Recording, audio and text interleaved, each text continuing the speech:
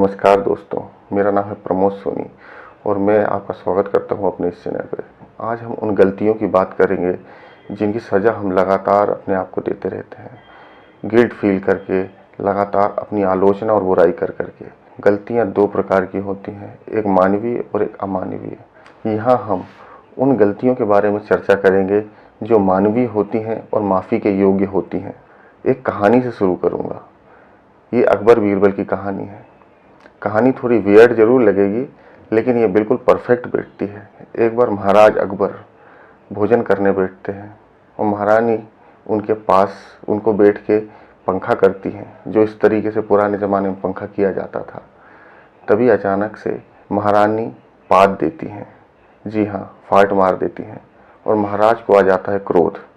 महाराज क्रोधित हो जाते हैं और उठकर खड़े हो जाते हैं और जाने लगते हैं। महारानी उनके पैर पकड़ के माफ़ी मांगती है, पर महाराज कहते हैं कि अभी मैं जा रहा हूँ। अगले दिन महाराज सभा का आयोजन करते हैं और सभा में महारानी को सजाए मौत सुनाते हैं। सारी राजसभा हैरान रह जाती है। उस दिन इत्तेफाक से बीरबल नहीं आता। अब ये खबर जब बीरबल तक पहुँचती है तो बीरबल भी हैरान हो जाता है। अगले दिन जब बीरबल महाराज अकबर के पास पहुँचता है तो महाराज अकबर उनसे गुस्से में पूछते हैं कि बीरबल, कल एक घटना हो गई और तुम कल के दिन क्यों नहीं आए?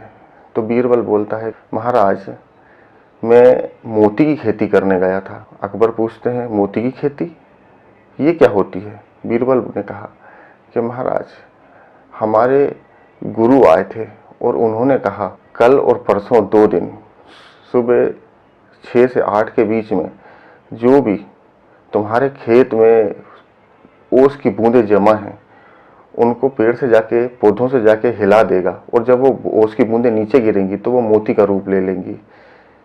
तो महाराज ने कहा, फिर की मोती की खेती? उन्होंने कहा, लेकिन महाराज इसके लिए मैं योग्य नहीं हूँ। तो महाराज ने पूछा, क्या है योग्यता? तो मेरे गुरु ने बताया है कि जिस आदमी ने जीवन में कभी भी ना पादा हो, सिर्फ वही ये कर सकता है। वो पवित्र कहलाएगा और वो जब उस पौधों को हिलाएगा तो उसमें से मोती बरसेंगे।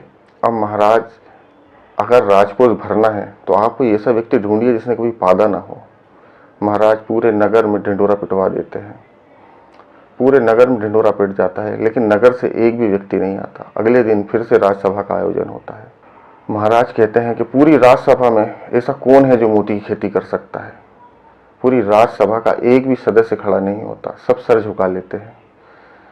तो फिर हाथ जोड़ के बीरबल आता है और बोलता है कि महाराज अब तो ये शुभ काम आपको ही अपने हाथों से करना होगा। तो महाराज कहते हैं, नहीं बीरबल, मैं तो नहीं कर सकता। उन्होंने कहा, क्यों? महाराज में आपने भी पादा है क्या? तो अकबर कहते हैं कि हाँ, मैंने भी पादा है। तो बीरबल कहता है कि महाराज जब आपने भी पादा, मैंने भी पादा, पूरी राजसभा ने पादा, आपके नगरवासियों ने भी पादा, तो फिर महारानी ने पाद के ऐसी क्या गलती कर दी कि उन्हें सीधे मौत की सजा सुना दी? दोस्तों, इस कहानी से ये शिक्षा मिलती है कि गलतियां हम करते नहीं हैं, गलतियां हो जाती हैं। दोस्तों, इस पूरी धरती में ऐसा कौन है जिससे कभी कोई गलती ना हुई हो? अगर कोई ये कहता भी है कि उसने गलती नहीं की या उससे गलतियां नहीं हुई, तो आप ये मान लीजिए कि उसने जीवन में कभी कुछ किया ही नहीं। ये सच है कि हमें अपनी गलतियों को पहचानने और सुधारने की ज़रूरत होती है, लेकिन क्या हम सच में ये करते हैं? हम अपनी गलतियों के लिए लगातार अपनी आलोचना करते हैं, बुराई करते हैं, अपनी आत्मा और अपने आत्मविश्वास को पूरी तरह ख़त्म कर लेते हैं। अपनी पुरानी गलतियों के लिए खुद से नफ़रत करना और लगातार अपनी आलोचना और बुराई करना, क्या ये सही है?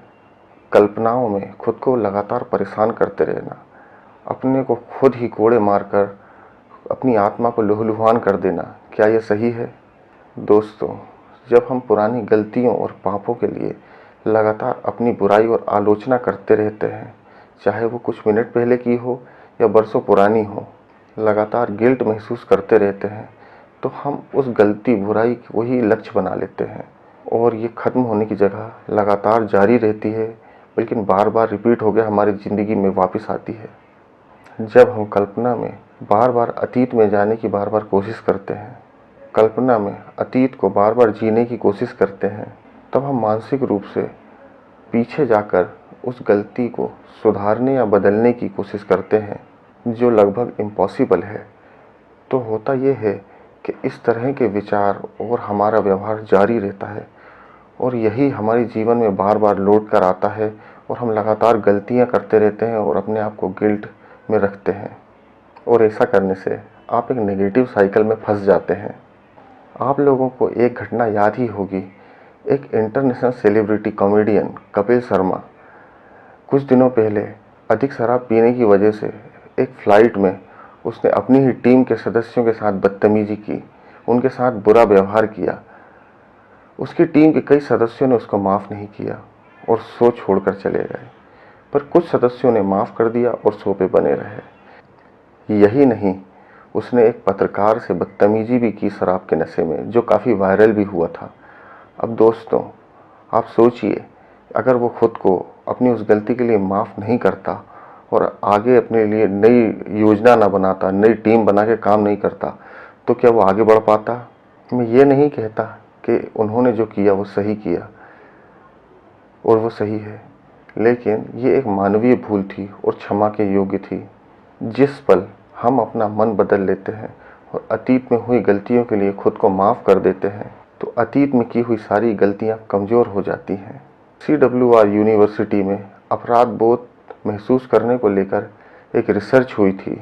एक आम आदमी गिल्ट महसूस करने में लगभग 2 घंटे का टाइम वेस्ट करता है, जो उसे किसी तरह से मदद नहीं करता। जब भी वो अकेला होता है, वॉशरूम में होता है, ड्राइव कर रहा होता है या किसी प्रकार से कोई काम कर रहा होता है, तो वो चिड़चिड़ा हो जाता है, क्योंकि वो लगातार अपने आप को गिल्ट की फीलिंग में रखता है। यहाँ बड़े बड़े क्रिमिनल, डाकू, हत्यारे ये भी अपने आप को इस तरह सज़ा नहीं देते जितने बाहर घूम रहे लोग खुद को देते हैं, जिन लोगों का व्यवहार 99% आमतौर पर नैतिक, व्यावहारिक और मानवीय होता है। ये लोग अपनी खुद की आत्म आलोचना करते रहते हैं, सेल्फ पनिशमेंट देते हैं और अपने आप को उस अधिकार से वंचित रहते हैं जो उनका जन्मसिद्ध अधिकार है, खुशी और तरक्की। जो लोग खुद को पापी मानकर अपनी उन गलतियों के लिए खुद को लगातार सज़ा दे रहे हैं जो उन्होंने पहले कभी की थी और अपना जीवन बर्बाद कर रहे हैं, वो गलती और पाप असल में इंसानी भूल थी। आप अपनी गलतियां नहीं हैं, गलतियां तो बस हो जाती हैं। तो जो गलतियां हो जाएं, उसके लिए सबसे बेहतर ये है, जब आप गलतियां कर दें तो उसके लिए अपने आप को कोसने ना लगें। जब चीज़ें गड़बड़ हो जाएं तो खुद के प्रति दयालु रहें। आप अपनी और दूसरों की गलतियों को अगर दयालु नज़रों से नहीं देख सकते, तो आप अपना जीवन, भविष्य, आत्मविश्वास सब कुछ तहस नहस कर डालेंगे। खुद को पूरी तरह से माफ़ करना, इन गलतियों को फिर से रिपीट ना करने का संकल्प लेने के साथ ही आप एक नए जीवन का शुरुआत कर सकते हैं। समझदारी इसमें नहीं है कि गलतियां ना हो, समझदारी तो इसमें है कि गलतियां होने पर आप अपनी गरिमा और मानसिक संतुलन को बरकरार रखते हुए उन गलतियों से कैसे उबरा जाए। ऊपर वाला खुद मरने के बाद ही ये तय करता है कि कौन पापी है, तो आप और मैं कौन होते हैं अपने खुद को सज़ा देने वाले। हमें अपने प्रति दयालु होना चाहिए और अपने आप को भी माफ़ करना सीखना चाहिए। अगर आप लोग इस चैनल पर नए हैं तो लाइक कीजिए, सब्सक्राइब कीजिए और मुझे कमेंट्स में आप बताइए कि किस तरह का वीडियो आप देखना चाहते हैं। तो दोस्तों, अब मैं मिलता हूँ आपसे अगले वीडियो में। नमस्कार।